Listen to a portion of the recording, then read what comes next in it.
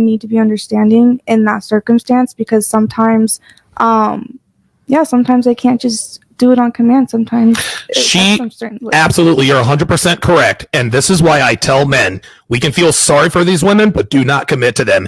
Any woman that has gone through a sexual trauma, it sucks and it's sad, but that is not your problem. You cannot fix her, nor should you opt to fix her. She needs therapy. She needs counseling, because trust me, if you decide to try to save her from that sexual trauma, it's going to blow up in your face big time. Well, don't you think it depends on the degree of the trauma? Because some things can be fixed. Not everything is, scarred for life. No, you're right. But no, you're absolutely right. But as a man, I'm not trying to fix a woman. I'm not. We tell women all the time, you can't fix him. Don't try to fix him. I tell men the same thing. Look, there are some men that are just fundamentally broken for the same reasons. I mean, men, boys go through that kind of trauma too. And it really fucks them up, especially as kids. And I would not expect a woman, like, let's say a woman has a boyfriend who used to be an altar boy and Father Michael did inappropriate things to him. If it were my sister or Olivia, our niece, I'd be like, dude, feel sorry for the guy. You're not going to be able to fix that, dude. You're just not going to be able to. But if it was our nephew Oliver and it was the same thing, I'd be like, sorry, she's broken. Yeah, I think we need to get out of that mindset of people being broken, because I honestly think that's why relationships aren't lasting, because they're not putting in enough effort, because they think, oh, this person's broken, I might as well just move on to the next, instead of accepting people for their flaws. Maybe they may not be perfect. Maybe there's some things that you have to deal with, and I don't think you should count people out that fast. Yeah, gentlemen, you need to rule women out like this. This does not make them bad people. It doesn't make them horrible people. Disagree.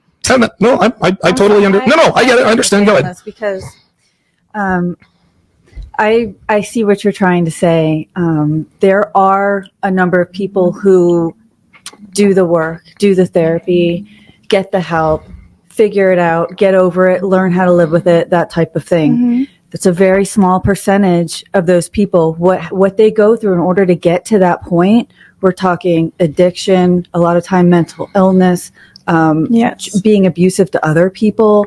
There's a lot stacked up that could go wrong if they haven't gotten the work. So what I'm trying to say is people can be fixed, mm-hmm. but it's not. When guys are looking for women to commit to start a family with, to start a life with, if they meet a woman who hasn't dealt with these things and they do say, hey, you know what, I'm going to accept her for how she is and we'll work through it together, be prepared to deal with a life of a lot of the problems that I mentioned, because they will rear their ugly heads. Yeah, I just think that it depends on the person and the situation. And I agree with you. I think if it's worth it for me personally, if it's worth it for a man to try to be in a relationship with a woman who's broken sexually, it is what it is. Me personally, I would strongly advise against that. I'll give you the last word. I just don't agree with the term broken, because I don't believe it's broken. I just think that it's something you have to overcome.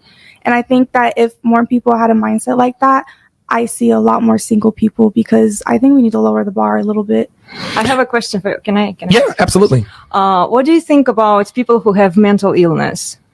Oh, do they have the same kind of privilege? Should they be given the same?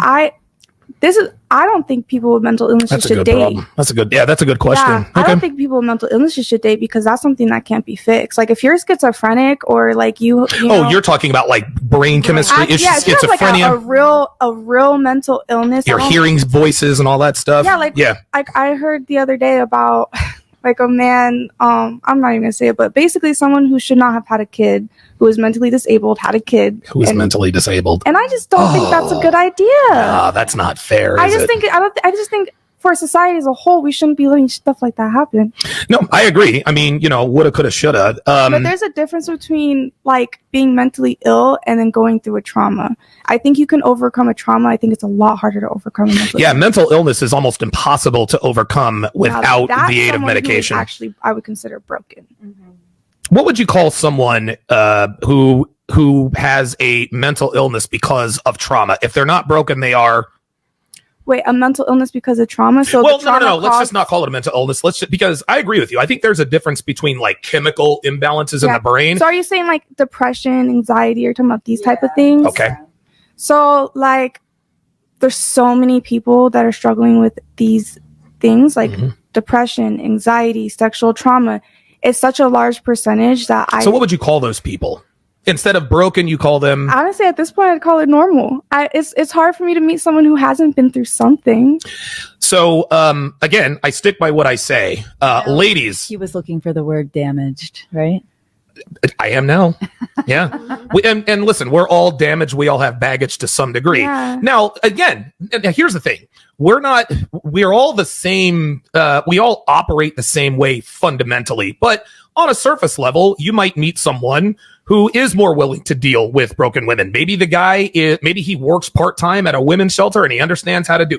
Hey, even still, I wouldn't advise it, but hey, if what she brings to your life makes it worth dealing with that, knock yourself out. But she's got to bring a hell of a lot to justify me not getting sex at the end of the night because of some sexual trauma. Does that make sense? I actually agree with that. Okay. I think that if you give what you take, right? Like, if I'm not giving you, you shouldn't be giving to me. If I'm absolutely. taking, I'm just taking. Why would you keep giving? Right. So if my girl's not fucking me at the end of the night because she's tired, guess what? When it comes time to take out the trash, I'm tired. Yeah.